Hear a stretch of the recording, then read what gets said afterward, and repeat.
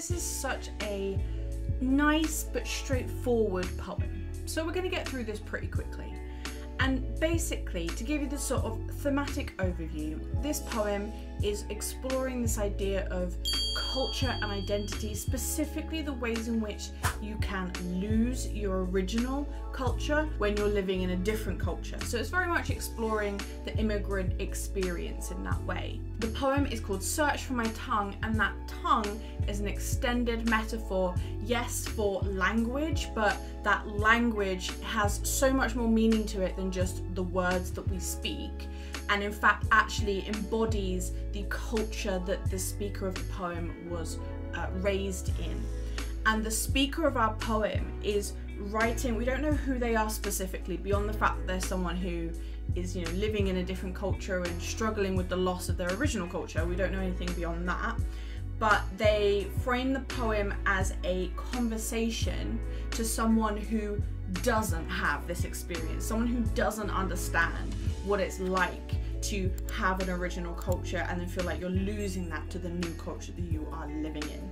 So let's dive straight into this poem and look at some of these techniques. Now, I would say that this you of the poem, a lot of people would call that direct address because it's directly addressing the audience, and I understand why. I personally would argue actually that this technique is apostrophe. Now, I know what you're thinking, apostrophe? What? No, you're not the punctuation mark apostrophe. This is a poetic technique where the speaker of the poem is addressing someone who is not there, a sort of another character, or maybe like a concept, like they're speaking to death or something like that.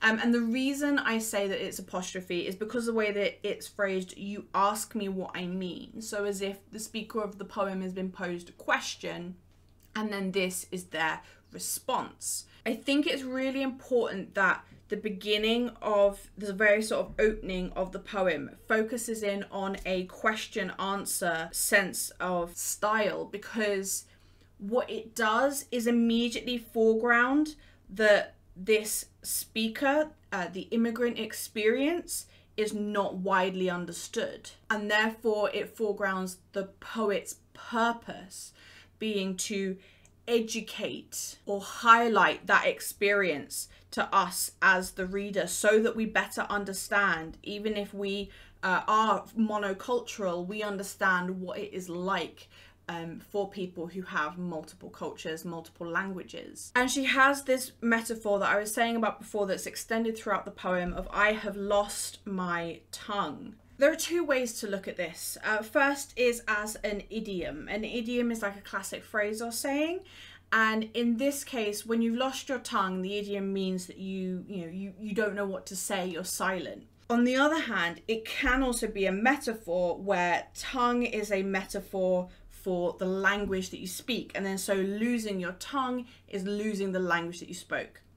Here's why it's significant that there are two ways to look at it. We could kind of say there's an almost cause and effect between them, in the sense that the metaphor is about losing your language, and as a consequence of that, perhaps our speaker is suggesting that they now feel more shy, more vulnerable, and therefore communication more widely feels difficult for them. The speaker then flips it back onto this imagined listener, this listener we don't know. I ask you, what would you do? Now, the classic effect with apostrophe as much as with direct address is that even though we, the reader, aren't necessarily the person that the speaker is speaking to, it still puts us in a position of feeling like it is directly speaking to us. It is causing us to reflect on ourselves and our lives. And of course, this interrogative of I ask you, what would you do, is outright asking us to, listen to her experience and then reflect for ourselves. Fitting, again, part of the writer's purpose of highlighting this experience of people with multiple cultures by getting us to reflect on how we would feel, getting us to empathize. Our metaphor extends, and we have this image of what would you do if you had two tongues in your mouth.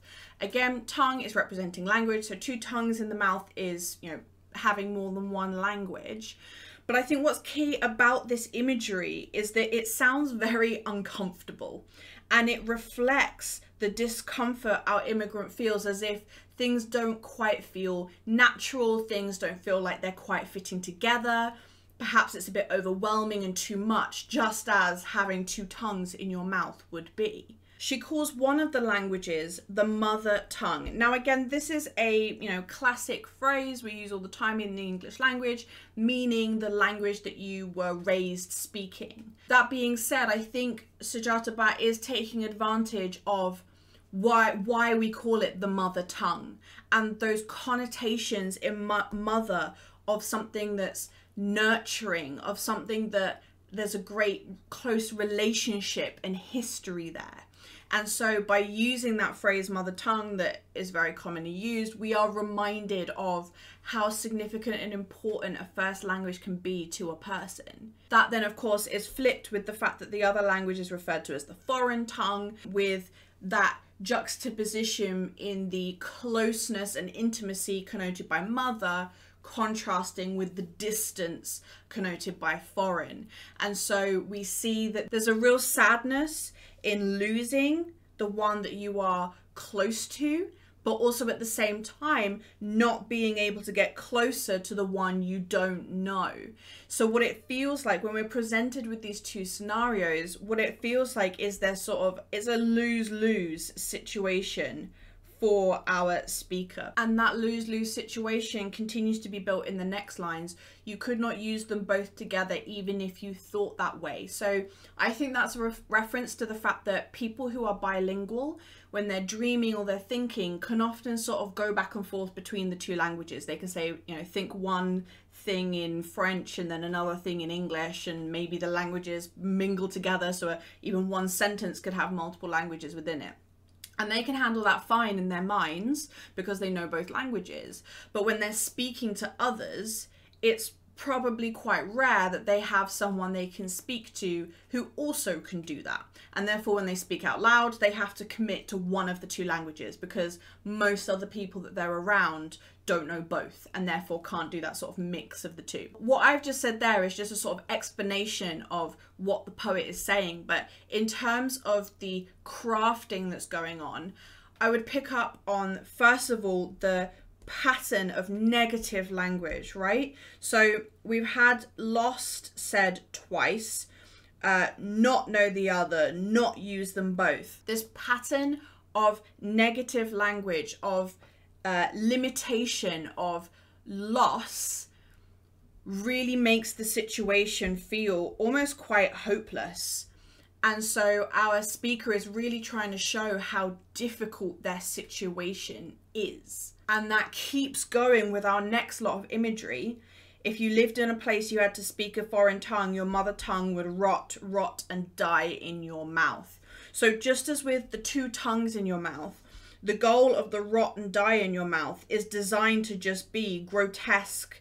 Our first one was uncomfortable imagery. Now we've got flat out grotesque imagery that's designed to perhaps trigger an emotional response in our reader in reaction to the fact that this person can't speak another language anymore.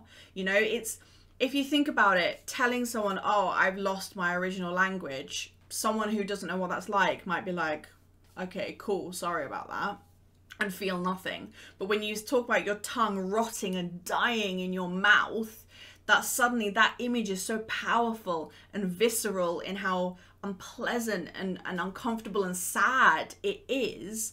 Suddenly we understand the situation a lot better. So our poet is using these metaphors, these images, to help the reader and the person that the speaker in the poem is speaking to understand. I think it's also worth noting the repeated use of had to, and how that again creates a sense of helplessness, because our speaker, it seems like they have no control. They have no control over having to speak the foreign tongue. They have no control of losing the mother tongue. So everything feels very helpless and hopeless because this horrible thing is happening to them and they can't really do anything about it. We then, however, that's where we leave off. We then have a Volta, because overnight while I dream. So I think it's important to note that the volta occurs with a dream, because dreams represent our subconscious, if you will, that sort of deep innate part of us. And so for things to change, for our speaker to realize actually they haven't lost their mother tongue, by having that in the dream, it's kind of making a point as though, you know, your culture is an innate part of who you are. It never leaves you. And we'll see that as we carry on going through. Now, the reason it's a volta is we have a section in the language of Gujarati. Obviously, I cannot read the language of Gujarati, and I'm not going to attempt to, because I would get rightfully slammed in the comment section. But for those of you that, like me, don't know what that says, I have done the research, and you can trust me when I say what the Gujarati says is what the last chunk of the poem says. Unless, of course, there's a twist where all people who can speak Gujarati are messing with us, and actually that section says something like, poo poo, I like ice cream, ha ha fool, you know, just something just to troll us. Can you imagine? Like, this poem has been taught for years, and all Gujarati speakers are on this secret trolling against people who can't speak Gujarati, being like, oh yeah, that's what the poem says. Anyway, so what the poem says is, it grows back a stump of a shoot, grows longer, grows moist, the it is the language, by the way, grows strong veins, it ties the other tongue in knots, etc. The reason this Gujarati bit is significant is not just because it's a literal representation of the return of her language, but also structurally it comes first. The Gujarati version comes before the English version, and that symbolizes the dominance of the mother tongue. And that's reinforced by what the Gujarati is actually saying. So we have a new metaphor that comes in and joins our tongue metaphor, and it is all plant imagery, a plant metaphor. So the grows back a stump of a shoot, grows longer, grows moist, grows strong veins. It's no coincidence that she's using natural imagery here to represent her tongue coming back, because of course it's this idea of it's her natural innate culture and language that she was born with, and so she's using this plant metaphor. I think another reason she uses this plant imagery is because it simultaneously has a beauty about it, with the strong veins, with the moist and the bud opening, but also at the same time there is an aggression, there is a forcefulness in there as well, with the ties the other tongue in knots, pushes the other tongue aside. So there's a sense of beauty and also power and strength in this mother tongue language. You probably noticed that throughout the poem we have a fair amount of like repetition. Grows back, grows longer, grows strong veins, the bud opens in my mouth. We had it before, rot and die. Thought you had to spit it out, I thought I spit it out. I wouldn't say the effects of the repetition are always the same. I think with the grows, it's linked to something that is across this poem, and it's linked to the fact that the poem is in present tense. And I think that's creating an active immediacy to things. So by the repeating the grows, it creates more of a physical sense of, a physical active sense, along with the present tense of the mother tongue returning and coming back. And I think in terms of why make it present tense, why make it active in the moment, I think there are a couple of reasons. One is, I think that the poet wants to make sure we don't feel like this is a past tense thing that they're done with. This is something that bilingual people will be going through all the time. It's an active, ongoing issue, and therefore warrants a present tense about it. I think there's also something more unpleasant in the rot and die when it feels like it's happening in that moment as opposed to it's happened. With the rot and die in your mouth, I think the repetition here, if I was being generic, I would say, oh, it adds emphasis. We don't just want to say it adds emphasis. Don't do that. You need to explain, why would our poet want to add emphasis at this point? And I think it's part of the passionate tone of our speaker and how much they want our reader to understand this situation, because They are really trying to stress the unpleasantness of this imagery. Ditto the spit it out, like really reinforcing just how horrible it all is. Similarly with the bud opens in my mouth. I wonder if there's a little bit of a tone of incredulity, almost as if our speaker is like wonderfully and pleasantly surprised that this can be happening. Like, oh my God, the bud opens in my mouth. It's more repeating out of a surprised joy that they can't believe this is all happening. And the way the poem ends, every time I think I've forgotten, I think I've lost the mother tongue, it blossoms out of my mouth. That every time just reinforces what I've been saying about why this is in present tense, right? This is not a one-off thing that happened in the past. It's a sort of ongoing experience for our speaker, but also other bilingual, bicultural people. And what I think the last lines are doing is essentially serving as a coda, a final answer to, you remember we had that like question and answer right at the beginning of what I mean by saying I have lost my tongue.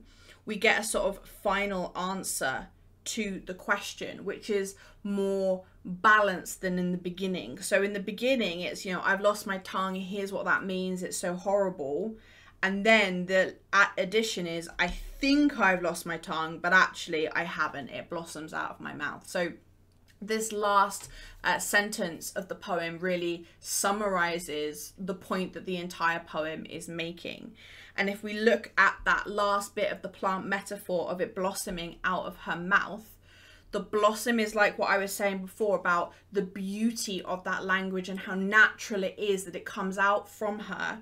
But also if you think about what I was saying before about losing your tongue and its idiom being a struggle with communication, blossom is the opposite of that. It can suggest someone who is growing and improving in their ability to communicate, whereby mouth symbolizes communication. So it's almost like a reverse of what we had before. And in that sense, we see the transformative power of language and the confidence it can give us, the lack of confidence suggested by lost my tongue versus the great confidence suggested by it blossoming out of her mouth. So what's interesting about the tone that this poem ends on, I wouldn't say it's like a positive or happy tone straightforwardly, because they are still ultimately saying, you know, they go through the experience of thinking they've lost their mother tongue, which is, you know, not nice, but then it always returns and comes back. So it's more of a comforted, like a solace that they're getting in knowing that they will always have their language with them. One more thing that I think that's just worth noting about the poem as a whole is the conversational tone that it is written in. And that conversational tone is partly created by the fact that it's in free verse, which means that there's no rhythm or rhyme to it. So it feels a lot more natural in the way that they are speaking. And that's partly just because of the way they're trying to frame this poem. They're trying to, even though the imagery is, you know, it's very metaphorical and it's very imagery based, it still has a realism to it thanks to that conversational tone. And it has an authenticity to it as a consequence of that as well. Like, I love me a poem with a rigorous rhythm and rhyme, but nobody talks like that. That doesn't feel authentic to the way human beings speak. Whereas I think because this is a poem about language and the way that we communicate to each other, our poet has wanted to have more realism, more authenticity in that style of having that instead.